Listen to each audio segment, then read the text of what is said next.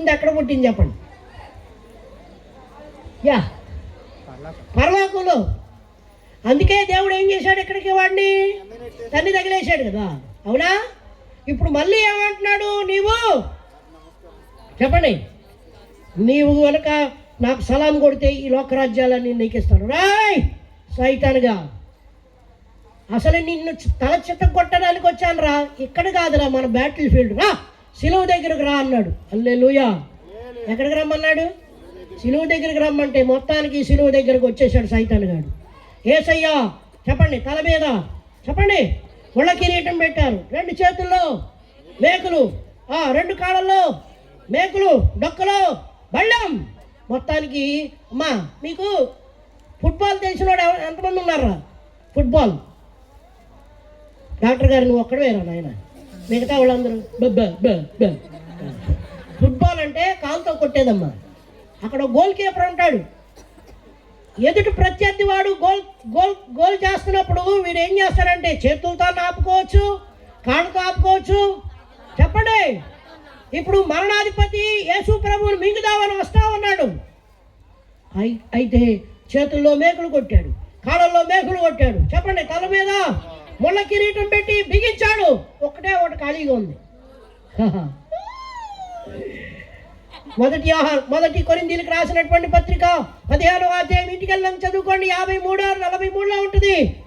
విజయమందు మరణమును ఆయన కొట్ట చప్పట్లో. హల్లెలూయా.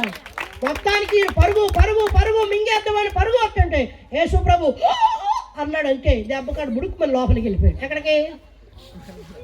యేసయ్య శరీరంలో ఆ మరణపు ముళ్ళు దిగింది. ఆ మరణపు ముళ్ళని యేసయ్య ఏం చేశాడు? విరిచేశాడు. అంటే మరణము ఎక్కడుంది? యేసు ప్రభు కడుపులో ఉంది. ఈయన ఇప్పుడు యేసు ప్రభు హలో యేసు ప్రభు మిమ్మల్ని ప్రశ్న అడుగుతాం. అయిపోయిందిలే పాఠం, అయిపోయింది. ఒకే ఒక్క నిమిషం. శిలువలో పలికిన ఆఖరి మాట ఏంటి చెప్పండి? తండ్రి అన్నయ్య నీకు వందనాలు అన్నయ్య. అన్నయ్యకి ఒకసారి చప్పట్లు కొట్టండి గట్టిగా. ఆపండి. తండ్రి నీ చేతికి. ఇప్పుడు పెద్ద డౌట్ ఏంటంటే తండ్రి ఎట్లా ఉంటాడు? ఫోన్ లాగా ఉంటాడా? తెలుసా తండ్రి ఎట్లా ఉంటాడో? తెలుసా తెలీదా? చెప్పాక అడిగితే చెప్తా, అడగకపోతే చెప్పండి. తండ్రి తెలుసా తెలీదా? చాలా మందికి తెలియదు. చెప్తాను చూడండి. యేసు ప్రభు చెప్తానేనండి తండ్రి ఎలా ఉంటాడు చెప్తా. 4:24 చూడు యోహాను సువార్త. సూపరు. అన్నకొకసారి చెప్పండి కొట్టండిరా. చాలు, ఆల్రెడీ చెప్పేశాడు మా అన్న.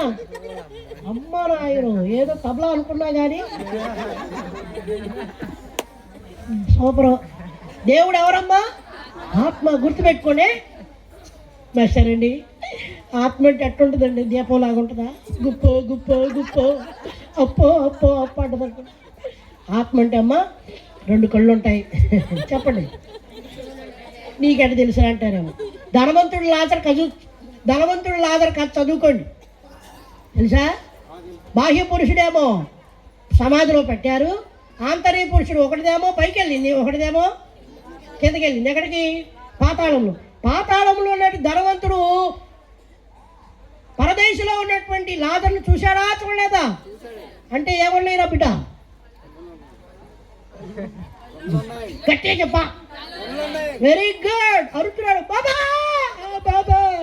తండ్రి వైన అబ్రహాం అంటే ఏముంది? దేనికి? ఆత్మకి కళ్ళున్నాయి, నోరుంది, చిటికరు వ్రేలుకో చుక్క నీళ్లు దేనికి తడపాలా? అంటే నాలుగుందా? వేలున్నాయా? ఇంకా చెప్పనా? బాబోయా మా ఊర్లో ఆలమూరులో నాకు 5 సహోదరులు ఉన్నారు. అంటే వాడికి ఏముంది? జ్ఞాపక శక్తి ఉంది. నాట్ దిస్ పాయింట్ ఎవరాను. ఆత్మకి ఏముంటుందిరా బిడ్డ? జ్ఞాపక శక్తి ఉంటుంది.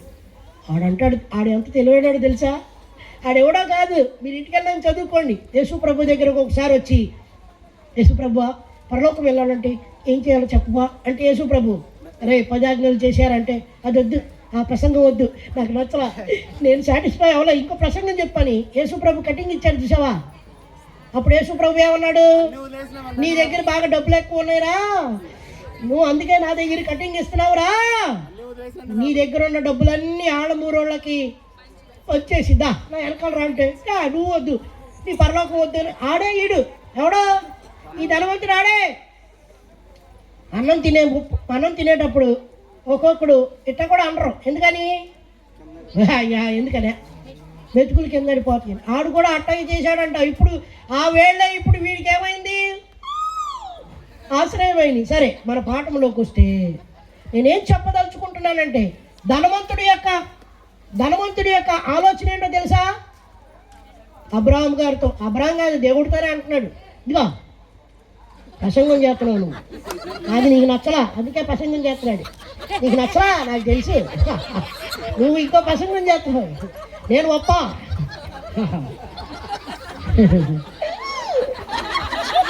మరి ఏంటంటే అమ్మా, ఈ ధనవంతుడు భూమి మీద ఉన్నప్పుడు ఏసైకి సలహా ఇచ్చాడు, నాకు ఈ ప్రసంగం నచ్చలేదు, ఇంకో ప్రసంగం చేయమన్నాడు. తెలుసా నీకు?